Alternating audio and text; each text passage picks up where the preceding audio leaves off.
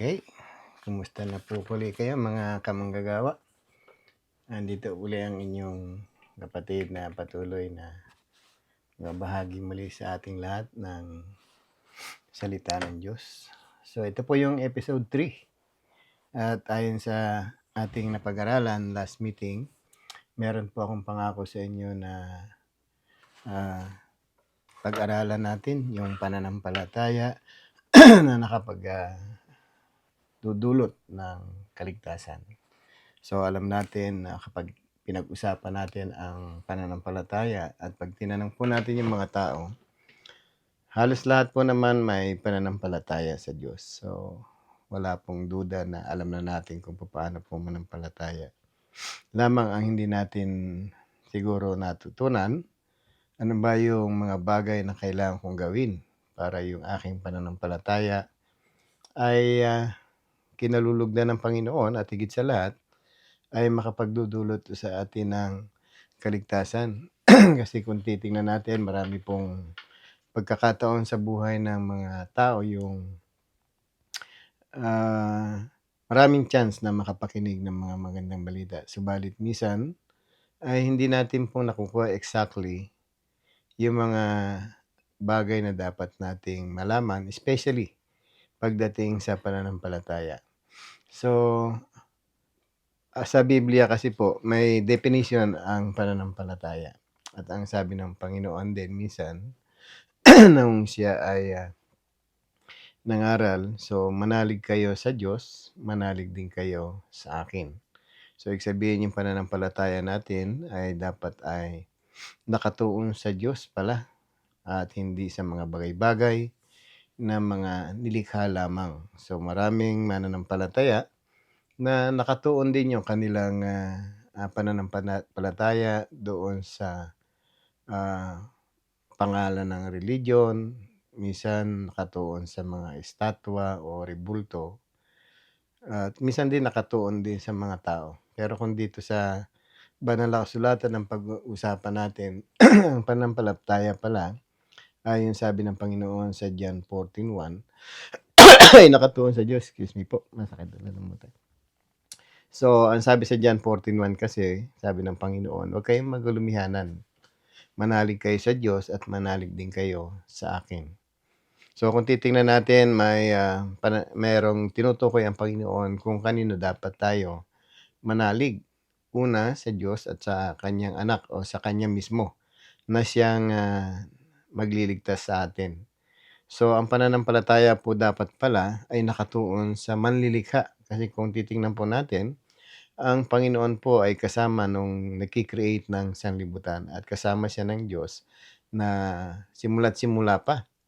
Kaya nga po sa mga tao minsan naguguluhan sila, kanino ba ako mananampalataya?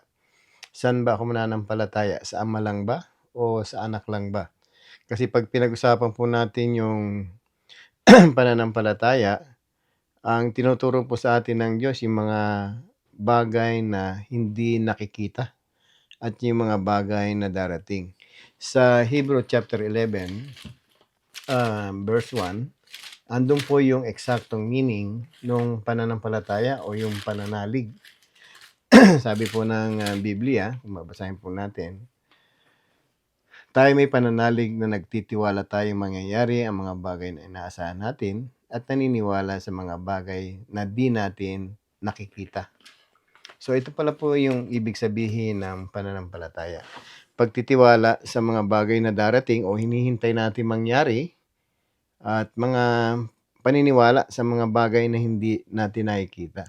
So kung titingnan natin, ang pananampalataya pala kung itutuon natin sa Diyos, ang Diyos po ay espiritu, hindi po siya natin nakita. At doon tayo itinuturo ng anak. Nung ang Panginoon po ay nagkatawang tao, ipinakilala niya yung kanyang anak o pinakilala niya ang Diyos sa sanlibutan ito na siyang lumikha ng lahat ng bagay.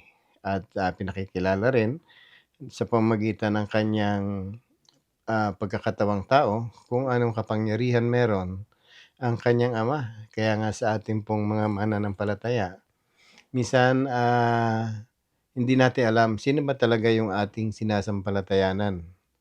at ano ba ang mga bagay na pinaniniwalaan natin do'n sa pinasampalatayaan natin na hindi natin nakikita at yung mga bagay na darating.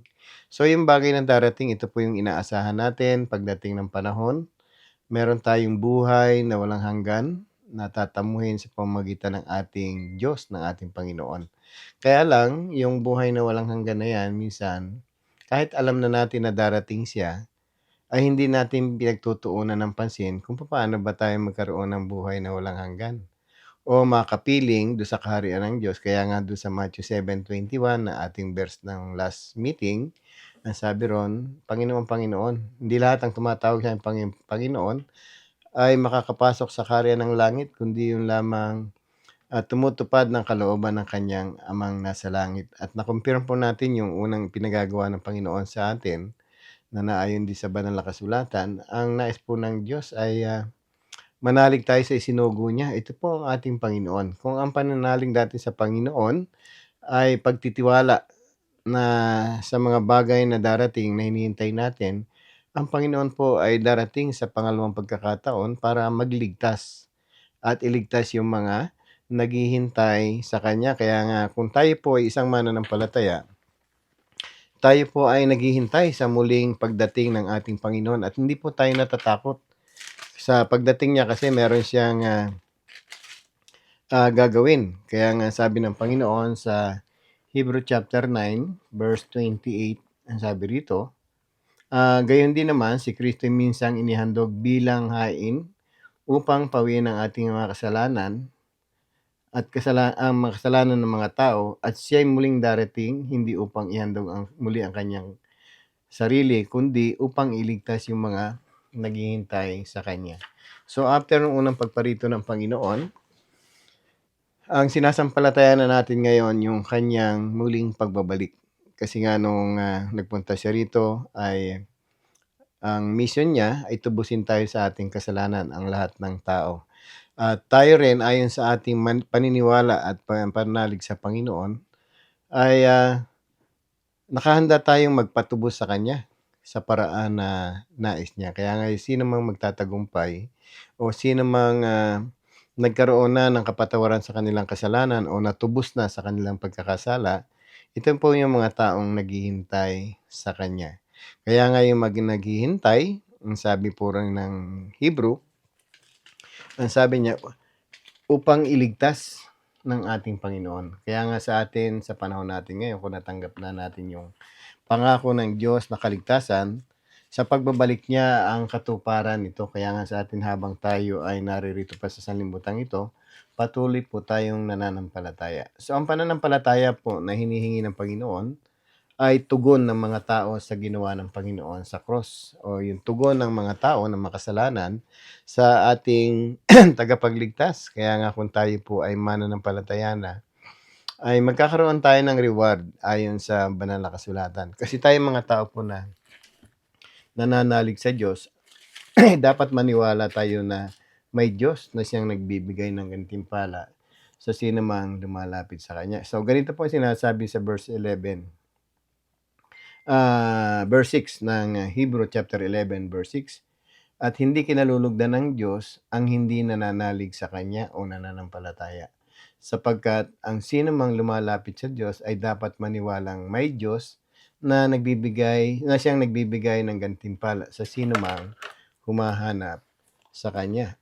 So napakagandang, namnamin na ang Diyos pala dito na siyang, nagbibigay ng gantimpala sa sino mang humahanap sa Kanya. Kaya kung tayo nananalig at hindi sa Diyos, ang ano kayang gantimpala nung bibigay sa atin nung pinanampalatayaan natin o pinananaligan natin. Kaya kung meron tayong dapat, panaligan ngayon, ay yung Diyos mismo. Kaya sabi rin niya, kung hindi tayo nananalig sa Diyos, hindi niya tayo kalulugdan. Kaya sabi ko kanina, meron tayong pananalig lahat. At lahat tayo marunong manampalataya o magtiwala sa mga bagay nating hindi nakikita. Kaya lang hindi ito nakatuon sa ating Diyos. Kadalasan ay, sa isang relihiyon o sa isang religious group tayo nananampalataya. Kahit alam na natin yung totoo, hindi natin maiwan-iwan yung ating relihiyon dahil, pakiramdam natin na nagiging unfaithful tayo sa religion natin. So, tandaan natin nung nagpunta ang Panginoon dito, ang intention niya ay manalig tayo sa Ama o sa Kanyang Ama.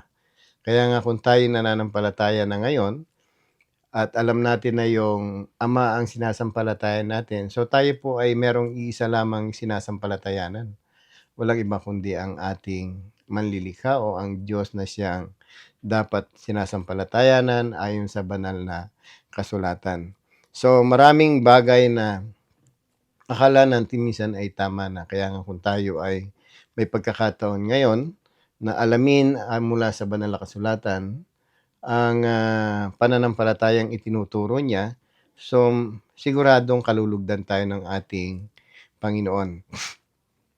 Sa John 3:16 po, dito po nagsimulang binigyan tayo ng pag-asa ng Panginoon para magkaroon ng buhay na walang hanggan. At ang nabanggit niya po ron ay ang sinumang manampalataya sa Kanya ay hindi parurusahan kundi magkaroon ng buhay na walang hanggan. So napakabuti po ng ating Diyos sa kabila ng lahat ng pagkakasala natin, sa hindi natin pagkilala sa Kanya o hindi natin pagsunod sa Kanya bilang lumikha sa atin, minahal tayo ng ating Panginoon. Kaya nga yung pagmamahal na yan, ang tawag po diyan yung unconditional love. Kahit hindi po tayo karapat-dapat mahalin ng ating Panginoon, ay minahal niya tayo. Kaya nga binigyan niya tayo ngayon ng pagkakataon para magkaroon ng buhay na walang hanggan. So kung titingnan natin, ang salvation pala is conditional. Kapag hindi po tayo nanampalataya doon sa Diyos na magliligtas sa atin, ay hindi po pala tayo magkakaroon ng buhay na walang hanggan. Kasi po ang sabi, ang sino mang manampalataya sa Kanya ay hindi mapapahama kundi magkaroon ng buhay na walang hanggan. So kung titingnan natin, lahat po tayo ay binigyan ng pagkakataong manampalataya. At sinabi rin ng banal na kasulatan kung sino yung sasampalatayanan natin. Sabi ko nga kanina sa John 14:1, ang Panginoon mismo nagsabi na huwag tayong magulumihanan kasi sa John 3:16. Kung babasahin minsan natin para bang hindi natin alam, sino ba sasampalatayanan ko doon? Yung bang ibinigay na bugtong na anak o yung bang ama na nagsugo ng bugtong na anak? Yan para sigurado po tayong hindi po tayo nagkakamali. Sundin na lang po natin ang sinabi ng ating Panginoong Hesus sa John 14:1. Ang sampalatayanan na natin ang Diyos, samanampalataya din tayo sa Kanya. So may rason kung bakit kailangan sampalatayanan natin ang Diyos. Kasi nga, siya yung makapangyarihan sa lahat. Siya yung gumawa at nag-design ng pagkakaroon natin ng kaligtasan sa pamamagitan ng pag-ibig. So, minahal niya tayo. Ang intention niya, magkaroon tayo ng buhay na walang hanggan at hindi mapahamak. Kaya yung kapahamakan na siyang nagiging dahilan kung bakit mag-uudyok sa atin ngayon na alamin ano ba yung mga bagay na dapat kong gawin upang hindi ako mapahamak, kundi magkaroon ako ng buhay na walang hanggan. So, sabi ng Panginoon sa John chapter 3, verse 17 to 18, sabi rito, so dapat alam natin itong bagay na ito. Kaya nga sabi rito, sapagkat sinugo ng Diyos ang kanyang anak, hindi upang hatulan ang sanlibutan o hatulang maparusahan ang sanlibutan, kundi upang iligtas ito sa pamamagitan niya. So kung titingnan natin, binigyan tayo ng pagkakataon ng Panginoon na malaman natin kung sino yung dapat bigyan natin ng pagkakataong sampalatayanan. So sabi rito, nung sinugo ng Diyos ang kanyang anak, ang purpose pala niya ay hindi para parusahan tayo, kundi upang iligtas sa pamamagitan niya. So yung pagliligtas na kinililinaw natin ngayon ay nagmumula pala sa anak. Sa pamamagitan ng pagmamahal ng Ama, ngayon ang sangkatauhan ay may magkakaroon ng kaligtasan. Kaya lang, ang sabi sa verse 18, ang sabi rito, hindi nahatulang maparusahan ang nananampalataya sa bugtong na anak ng Diyos. Ngunit hinatulan ng maparusahan ang hindi nananampalataya sa Kanya. Kaya ngayon kung wala pa tayong pananampalataya, ang ayon sa banal na kasulatan, ngayon pa lang may parusa ng nakalaan sa atin. So, mapapansin natin ang Biblia po ay, napakabuti ng ginawa ng Diyos sa atin sa pamamagitan ng Biblia kasi binibigyan niya tayo ng pagkakataong malaman kung ano yung dapat nating gawin upang makaiwas tayo sa kaparusahan. So, ang hinihingi mo talaga sa atin ay ang, pananampalataya. At yung pananampalataya, ang sabi, kung ang Biblia ang nagtuturo sa 2 Timothy 3:15, ang sabi po doon, alam mo na mula pa sa iyong pagkabata, alam mo na ang banal na kasulatan ay nagtuturo ng kaligtasan sa pamamagitan ng pananalig kay Kristo Jesus. Kung titingnan natin kumpleto Ricardo, ang isang tao palang maliligtas at magkakaroon ng pananampalataya, definitely ay, pinahahalagahan yung banal na kasulatan. Hindi po natin makikita sa isang, anumang uri ng babasahin ang pagkakaroon ng kaligtasan maliban lamang sa banal na kasulatan. At katulong po natin dito ang banal na kasulatan para matutunan natin at malaman natin kung papaano ba tayo mananampalataya o mananalig sa bugtong na anak ng Diyos. Kaya nga kung meron tayong bagay na inaalam sa ating Panginoong Hesus ay, nagmumula ito sa salita niya at mababasa natin sa banal na kasulatan kung papaano tayo magkaroon ng pananampalataya na ang pananampalataya ay nakatuon sa ating Panginoon.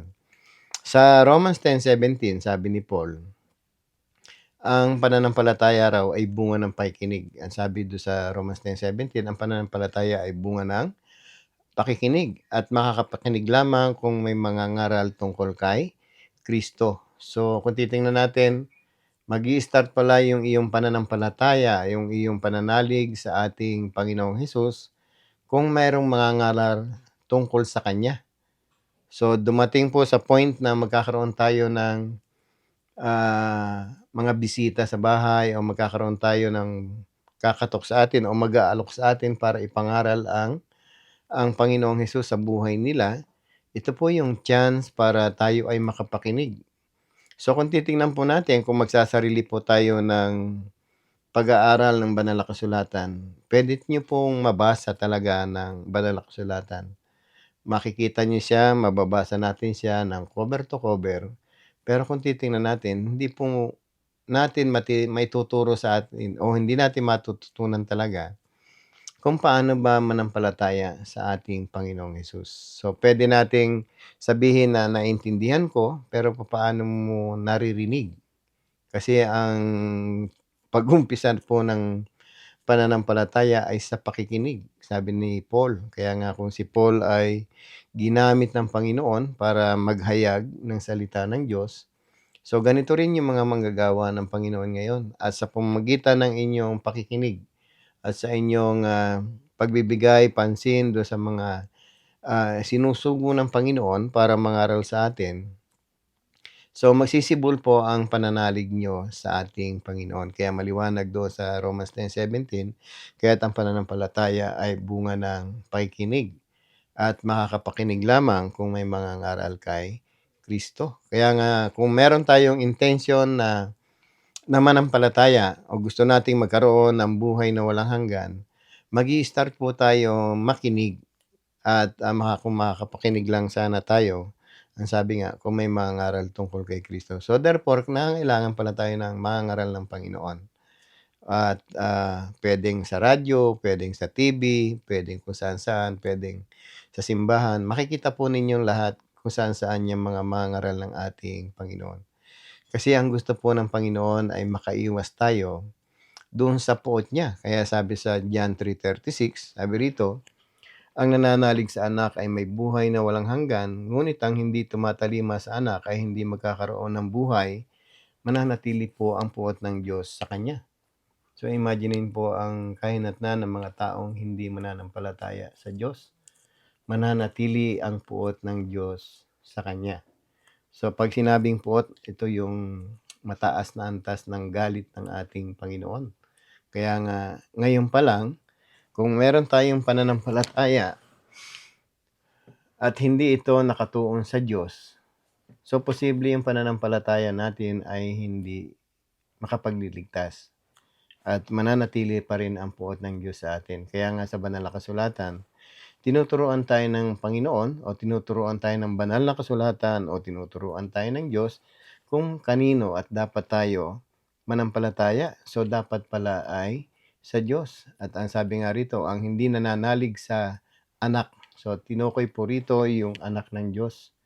Kaya nga ang ating Panginoong Hesukristo, kung i-deny natin sa ating buhay at hindi natin siya kinikilala na anak ng Diyos, o hindi natin siya kinikilala na isinugo ng Diyos, so posible yung pananampalataya natin ay hindi nakatuon talaga sa ating Diyos. Kaya nga rito ang sabi, ang hindi tumatalima sa anak. Kung titingnan natin, merong pananampalataya pala na hindi kinalulugdan ng ating Panginoon. Once na hindi natin tumalima, pag sinabi pong tumalima ay sumunod sa anak, so hindi tayo magkakaroon ng buhay na walang hanggan.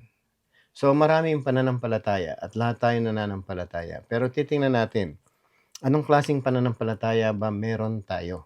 At ang tanong ko nga, lahat ba ng mananampalataya ay papasok sa kaharian ng langit? Hindi po ba?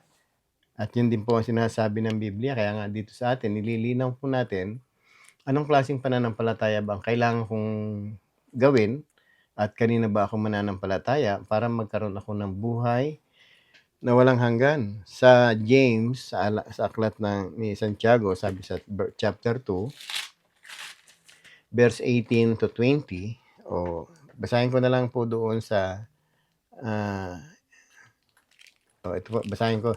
Sabi dito, ngunit may nagsasabing may pananampalataya ka at may gawa ako. Sagot ko naman, ipakita mo sa akin ang iyong pananampalatayang walang kalakip na gawa at ipakikita ko naman sa iyo sa pamamagitan ng aking gawa ang aking pananampalataya. Sa verse 19, sumasampalataya ka sa iisang Diyos, hindi ba? Mabuti iyan. Ang mga demonyo man ay sumasampalataya rin at nangangatal pa. Ibig mo bang patunayan ko sa iyo, hangal, na walang kabuluhan ang pananampalatayang walang kalakip na gawa?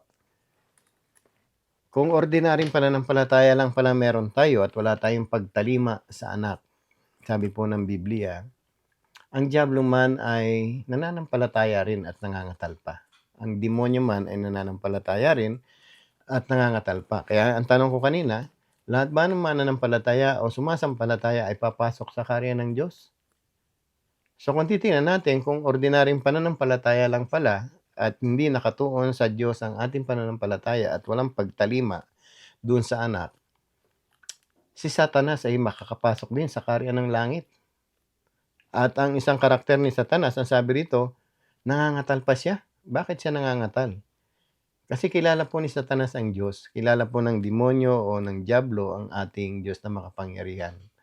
Lamang meron siyang hindi kayang gawin, yung sumunod sa ating Diyos. Kaya nga dito, kung si Satan ay nananampalataya rin at nangangatal pa sa takot sa Diyos, at kung ordinaryong pananampalataya ang lahat ng papasok sa kaharian ng Diyos, si Satanas ay makakasama ng maliligtas doon sa kaharian ng langit. So wala nang laman ang hell pag ganon. Ang hell kasi, ang sabi ron, doon nakahanda ang diablo ang demonyo Pero kung titingnan natin, binibigyan tayo ng magandang insight dito. Ang sabi rito, ibig mo bang patunayan ko sa iyo, hangal, na walang kabuluhan ang pananampalatayang walang kalakip na gawa? So meron pong kalakip na paggawa ang ating pananampalataya dapat. Kaya nga sabi kanina, ipakita mo sa akin ang iyong pananampalatayang walang kalakip na gawa at ipakikita ko naman sa iyo ang aking gawa na may kalakip na pananampalataya. Pag sinabing gawa, ito yung pagsunod doon sa mga bagay na dapat mong gawin para makamtan natin yung buhay na walang hanggan. So meron pong dalawang law na tinatawag sa banal na kasulatan. Una, yung tinatawag pong law code. Ito po yung utos ng Diyos bilang creator natin sa mga taong kinreate niya. Sa Ecclesiastes, sabi po doon sa chapter 12 verse 13, ang sabi, matapos mong marinig ang lahat ng bagay na ito, matakot ka sa Diyos at sumunod sa Kanya at ito ang buong katungkulan ng tao. So, si Solomon po ang sumulat ng Ecclesiastes, isa sa matalinong taong dumaan sa ibabaw ng sanlibutan ito. So, kinongclude niya rito, ang sabi, na ang buong katungkulan ng tao ay dalawa lang, matakot at sumunod sa Kanya. Kaya nga bilang tao na kinreate niya, ayon sa law code, ikaw ay susunod sa Diyos sa ayaw mo at sa gusto kasi siya ay iyong creator. So yung another law na tinutukoy ko rito, ito po yung law system.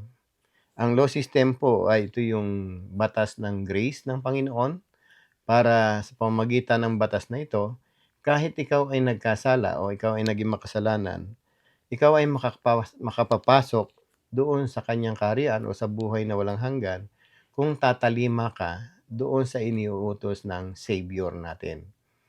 Kaya nga kung ang Savior natin ay nagligtas sa atin at ginawa niya yung kanyang part para iligtas ang sanlibutan, so tayo din ay meron ding parte na dapat gawin. Ito po yung sumampalataya tayo. Gawin po natin yung mga bagay na dapat natin gawin para makamit natin yung pananampalataya na tinutukoy dito. Kaya nga sabi sa verse 26, patay ang katawang hiwalay sa espiritu, gayon din naman, patay ang pananampalatayang walang kalakip na gawa. So meron pong ipinagagawa ang Panginoon sa atin. At isa itong pananampalataya. Kaya nga sa pamamagitan ng pananampalataya, ang sabi, magkakaroon kayo ng buhay na walang hanggan. Hindi lamang po faith alone ang pinag-uusapan natin. So meron pa pong ibang ipinagagawa ang Panginoon, pero isa lang po yung pananampalataya. Ngayon ang tanong ko sa inyo, ang pananampalataya po ba natin ay nakatuon sa ating Panginoon o sa ating Diyos? O kaya ang pananampalataya po ba natin ay sumibol dahil sa ating pakikinig, dahil may nagturo sa atin o nangaral sa atin tungkol kay Kristo? So kung mapapansin po natin, ayan po ang sinasabi ng banal na kasulatan. So ang pananampalataya po ba natin ay may kalakip na gawa? Kaya nga sa atin mga kapatid, sa mga kapwa ko manggagawa, so mapapansin natin na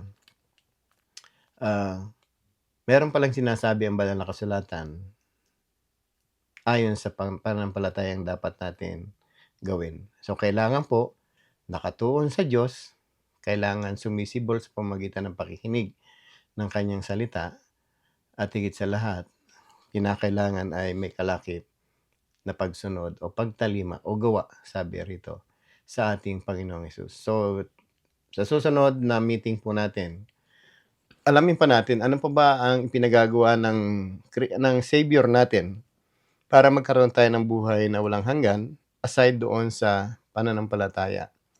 So, hindi po ang salvation ay hindi po makukuha sa pamamagitan ng faith alone. So, meron po siyang kasama.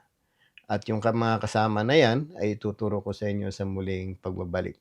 So, sa kapirasong oras na ito, nawa kayong lahat na nakinig ay magkaroon sa inyo ng kaliwanagan sa pamamagitan ng banal na kasulatan yung ating mga pinag-usapan. Inaanyayahan ko rin kayong suriin yung ating mga pinag-usapan. Muli niyong balikan ang Biblia. So, basahin po natin. Kaya nga, ang Biblia po ay isang mahalagang sangkap para magkaroon tayo ng katiyakan doon sa pananampalataya.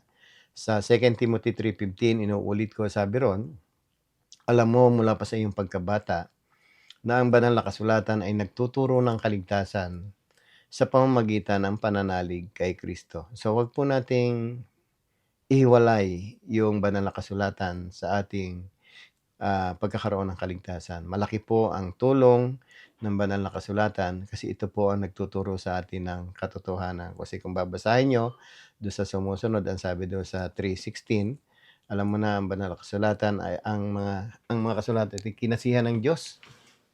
Kaya magagamit sa pagtuturo ng katotohanan, pagpabulaan ng maling aral, at pag-akay sa mga matuwid na pamumuhay. So muli, inaanya ko kayo sa susunod na Sabado sa papatuloy ng ating pag-alam papaano ba magkaroon ng buhay na walang hanggan. So nagkaroon na po tayo ng isa. isang kalooban ng Diyos na nalaman natin yung pananalig o pananampalataya. At hopefully na sa pamamagitan nito ay, may bahagi din natin at may paalam din natin sa ating mga kapwa manggagawa, mga OFW, yung mabuting balita na ito. I-share po natin para maging kabahagi po natin kayo sa, gawain ng ating Panginoon. Thank you po sa inyong lahat at sumainyo muli ang pagpapala, ang kapayapaan at lalong higit ang presensya ng ating Panginoon. Sa pagkikita-kita pong muli, pag-usapan natin ano pa ba yung kailangan nating gawin para matupad ang kalooban ng Diyos. So, God bless po at muli ay, sumainyo ang kapayapaan. Salamat po.